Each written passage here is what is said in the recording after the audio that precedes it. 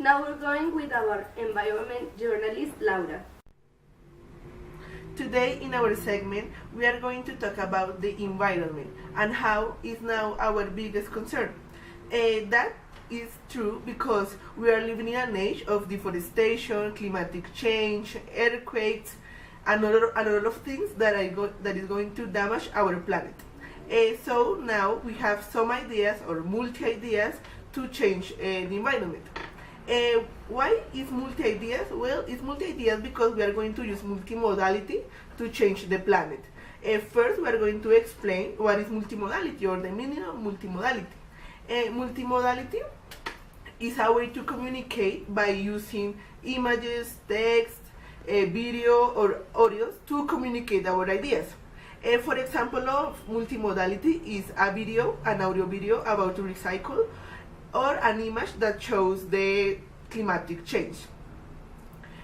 So, for example, a first thing to notice is that deforestation is a huge problem that is consuming our forests. But you can help it using multimodality. For example, Ecosia is the search engine that plants trees when you search in the web. What does it mean? That means that it's kind of a Google, but when you are searching, the ads that appear give some money to Ecosia, and with that money they can plant a tree. There are more than 14 million trees planted. Also, those ads help to pay to the people who is planting those trees. Another, the lack of recycling is a difficulty that is hurting our planet. For example, here in Bogota is one of the cities that produce more garbage in Colombia. One person can produce almost 24 pounds of garbage in a month. So in 1 month, all the city produces 180,000 tons of garbage. But sadly, only the 10% of this garbage is recycled. For the lack of recycling, some people create a channel.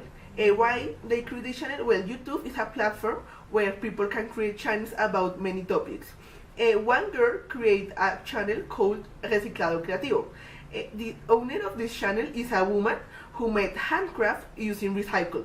She has almost 10,000 followers, and in her videos she teaches to make lamps, flower boxes to store your favorite things, fantasy jewelry, and amazing things.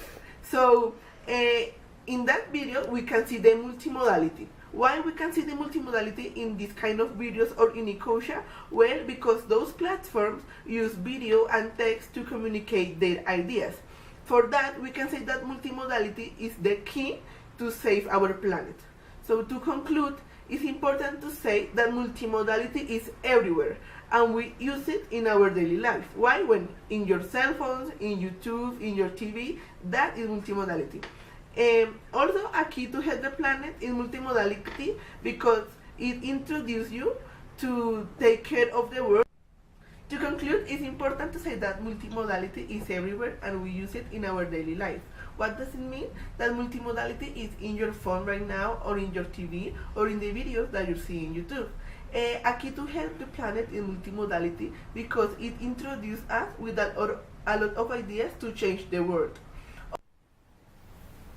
Now we're going with our journalist, Solange, with an interview. Now, in our politics segment, we're going to talk about an interview with the teacher Maria Martinez Girola, who has a PhD in English psychology and it's a full-time professor in the University of Alicante.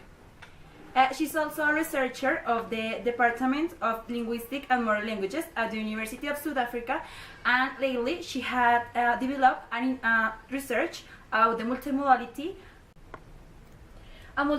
research and how it influences in our daily life, especially in advertisements, and how it creates the necessity to us to buy something. But the interview that she is going to have with us with the SM News is going to be about the politics and the relationship that it has with multimodality. Now we are going to connect with her through a phone call.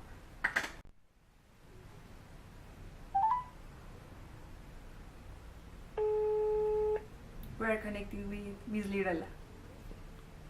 Hello. Hello, Miss Lirola. Marie. Miss Lirola, we want to ask you some questions. Is that okay? Okay.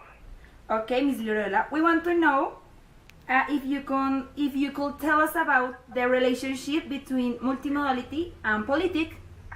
Well, multimodality nowadays is in everywhere. We just have to open our eyes when we get up, and we will find it.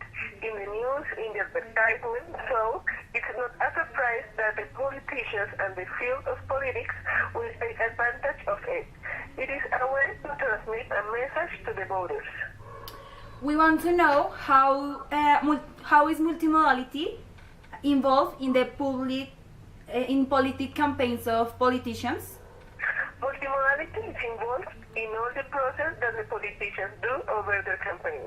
But we, as electors, can see that the predominant element of the posters, because it combines different modes of communications. It combines written text and visual, and that affects the meaning of the posters itself, because this multimodality needs to create meaning in order to be understood in an effective way by the people that is going to vote. As we all know, politicians have to give a speech to present their ideas. So what we really want to know is if we could consider the poster as a piece of this speech. Yes, the posters are part of them. I would say that are the most powerful tools used in election campaigns. The main purpose of it is to persuade the audience to vote for the political candidate represented in the poster.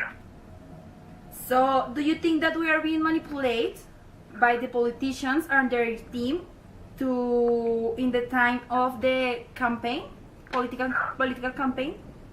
Of course, that's happening. They manipulate us in different ways, but as we are people that don't know how to construct the meaning of the poster, we just add our own meaning of what it's being presented. For example, if we go back to 2010, when Mr. Juan Manuel Santos was doing his campaign for being elected as president, he used an image where he was looking upward and behind him was a phrase, para seguir avanzando, Santos presidente. If we look at it without deconstructing, we perceive that he's inviting us to keep advancing with him if we vote for him. You mentioned before the construction that we have to make to create effective meaning of what is being presented to us. So we want to know if you could tell us what are the aspects that we have to take into account to do that. The information value or organization that are about the position of the image. If it is on-centered, what's on the top or bottom, then we have to consider the salience or different elements designed to catch the reader's or viewer's attention, such as size, color, backgrounding, and finally, the frame or the absence of it. When we do all this process, we be allowed to do a better analysis of how the political leader is presented to us and what empowers them as our leaders. So, this is like almost the last question. We want to know if there are other concept fields that we have to take into account when we do the process of this analysis of the multimodality in the posters of the politicians. Yes, there are other concept fields like methodology from political science, communication, sociology, rhetoric, journalism, and history. All of them are useful because each one intervene in the creation of the poster that the politic is going to use. If we keep analyzing the poster of Santos, we know that the history affects the creation of it, because as he is inviting us to keep going in a process in which the Colombian people will be beneficiaries if they vote for him. This is the final question, and we want to know what is the main purpose of the politicians presenting as the poster as with this multimodality. To be elected by, at the same time, they want to reinforce and reproduce ideologies that they want to keep governing in the country. For that, they use catchy sentences or phrases that attract to the electors. Okay, Ms. Lirola, thank you so much for your time. You are very kind. Thank you too to ask me those questions. So this is a way to watch the political things and the political posters that are being presented to us, and it's a really critical way to think about what is presented to us and to analyze. We hope that this segment have helped you, and this is it. Now we're going with our sports journalist, Eliana. In this segment, we're going to focus in multimodality while watching football. Currently, football is seen as something cultural, and many aspects in life are around this sport. There are magazines just about this sport, as well as many TV sports channels where the main aim is talk about football. Exclusive radio programs, web pages about this sport, video games, board games, etc. But have you ever think about how you understand football? A football game while watching it, and what is the role of multimodality in this channel? Even if you're not an expert in this topic, while watching a football game, we will start to understand what is the thematic and the rules of the game. Here is where multimodality plays an important role in understanding a football game, and we can see this even before the game has started. Let's watch the image right next to me. In the image, we can see that the position of the players that is shown to us by the TV channel before a football game starts. Here, the multimodality is used to give us, in the form of visual and reading text, the names of the players. Thus, we can see how the players are going to perform during the match. In addition, it helps to know which position has each one of the rules they have to obey. Let us put an example. Based in the image, we know that Ospina is going to be the goalkeeper in the match. As for this, we can interpret that his place in this part of the soccer field, and even though he can move around the entire field, it is better for the team that he stays over there. Since we are involved in it, but we have to analyze from the different perspectives, such as the lucky people that are in the stadium living the game, and the ones that are watching through the TV in their home or in the works. It depends on them. Both of them can watch and rewatch the full goals and the important shots of the match. The main difference between these two ways of watching the football match is that the people that are watching it in different places can enjoy this experience with multimodality. And we're going to play a video so you can analyze it. In the video showed before, you can see how different models are presented in this particular moment. This presented video is of a channel of television very acquainted. This is how people in their homes or different places apart from the stadium can watch the match. We can see how it is implemented, the image, video, and the text while watching the match. With image and video, we can keep up with the match. We also can feel as we were in the stadium watching them. Moreover, since so many angles are given to us and there is always someone that is narrating the match, makes us wake our listening ability, and it helps a lot to the people to keep track on what is happening and when there is an important moment of the match. And it makes us developing a better understanding and acquire knowledge about how are the rules and the faults in the match, with the narration through all the game, and is the same with the faults and the important parts of the match. The use of text while watching the game is also very important, and it shows us the use of every text for better understanding. When we see the little table at the top of the video where it shows who is winning and who is losing, which is the case of the video, it's Colombia losing against Salvador 1-2, and it's also the minute that have passed during the match. Thus, we can realize the importance of the multimodalities even in a football game. These models, we tend to ignore them and make them invisible because it's something that we always watch, but the importance of this is big in every aspect.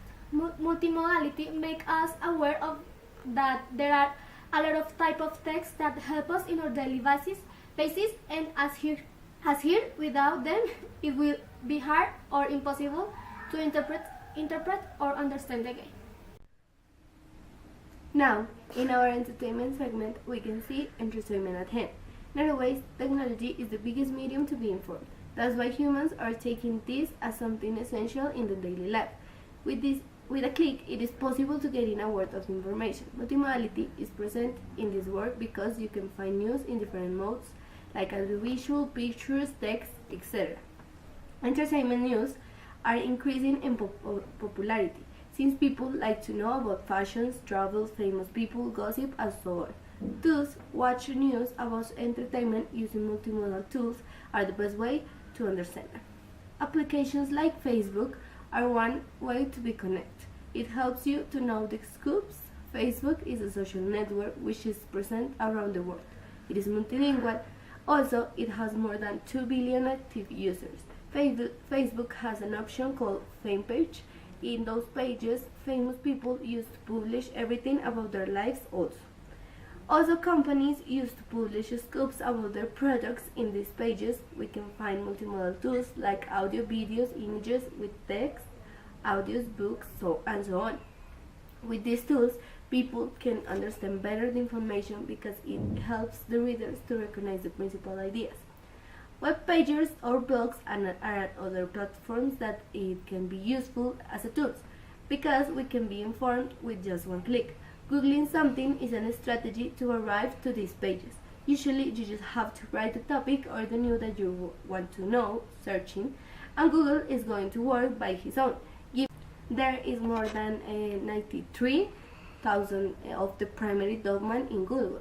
These platforms are full of video, images, and text that related give you a full experience of knowledge. Each news becomes something interesting to see and analyze. Applications and web pages nowadays are the best source to be actualized in the actual news. Here we give you 2 ways that you can use to access to information. Use them. So that's the end of the segment of entertainment today. Today, in the recommended of the month, we are going to recommend you a book called Carta a un Joven Profesor by Philippe Muriot. This book is an essential work in education and literature. It is a book directed to pre-service teachers that are close to performing their profession in a real context and taking into account the rules, decrees, and politics they have to follow to become a real teacher. Also, it gives them advice about how to act in classroom depending on the situation and the group of the students. Thus, it shows the different bias that society and even the teacher have about their own profession. It makes the new teachers reflect about the future work that they will give and how to deal with all their bias that could convert into problems if they don't know how to deal it. Welcome to the educational segment. Welcome to the educational segment. Welcome to the educational segment. Here we are going to focus on multimodality, so we are going to give you 6 steps to apply multimodality in classroom. Being a teacher is a hard work. You have to think in several things such as co-workers and coordinators. Also in your mind is the curriculum and all the educative projects. Multimodality could be a solution to get easier this work because it will involve different ways of teaching. Taking in you as a teacher, we will give you the first step to implement multimodality in classrooms. Teachers must understand the importance of multimodality based on images. The second step is that teachers have to teach the importance of contextual backgrounds, social and cultural practices related to image. This is known as situated practice.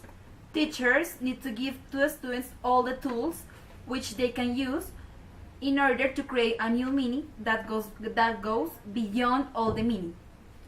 In addition, teachers need to consider the importance of metafunctions in the analysis of images. The 3 metafunctions are representational, interactional, and compositional.